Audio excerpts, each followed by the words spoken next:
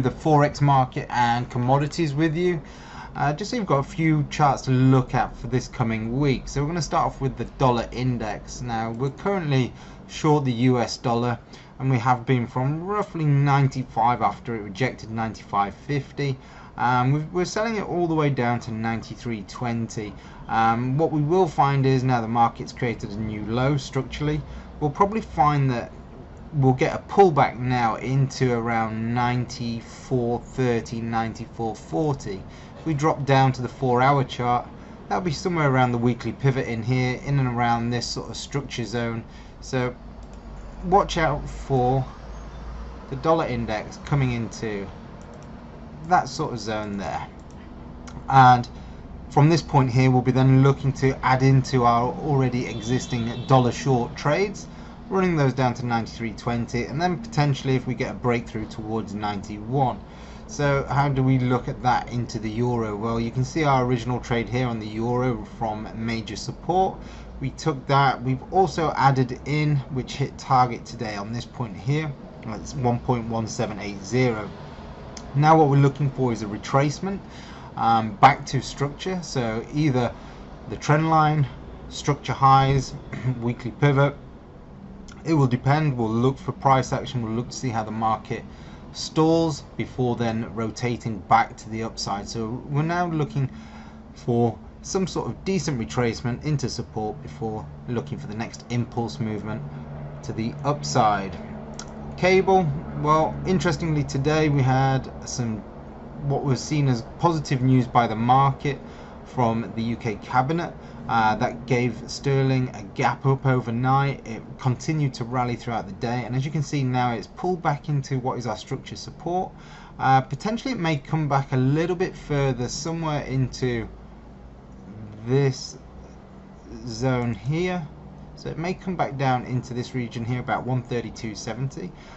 So we'll be watching closely to see what happens, see if the market can rotate in and around this area here, and we'll be looking for further upside on cable, maybe up into about 136, 137 at a push, and this is what that looks like on the higher time frame.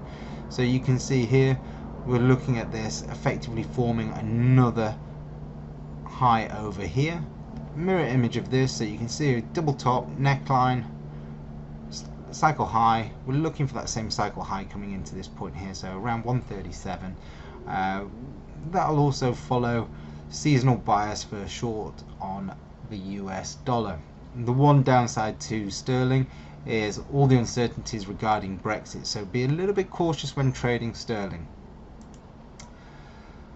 Well, the yen, this is still stuck in a symmetrical triangle. You can see it's getting closer and closer to the apex. We shorted it at 111.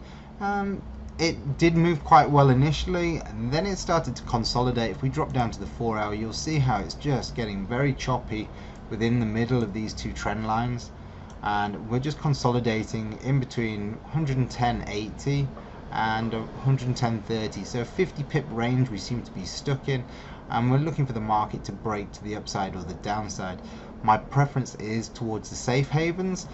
We're seeing gold extend and move away, so maybe the Japanese yen is lagging as a safe haven, but we'll watch out for that later on. This is a reduced trade.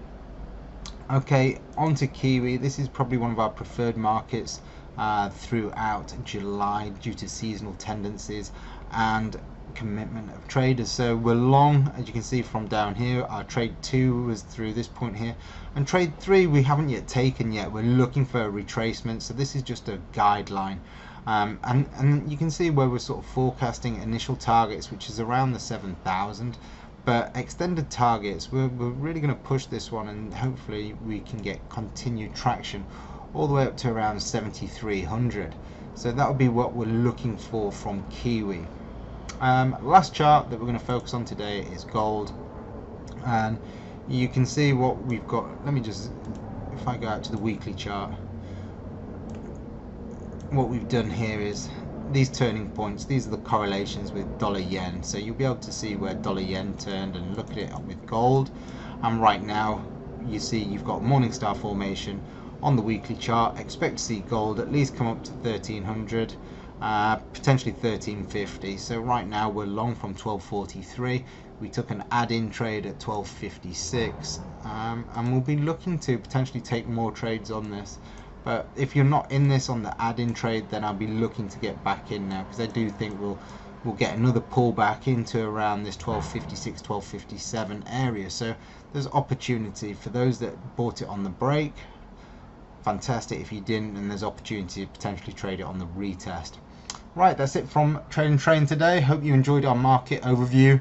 If you like our analysis and the way we present the information to you, please let us know by hitting like, share and subscribe. If you'd like to join our Live Traders Club, where we run through the markets on a daily basis, 6 times a week, giving out trade ideas, analysis, 24/7 messenger group, then please click on the link below.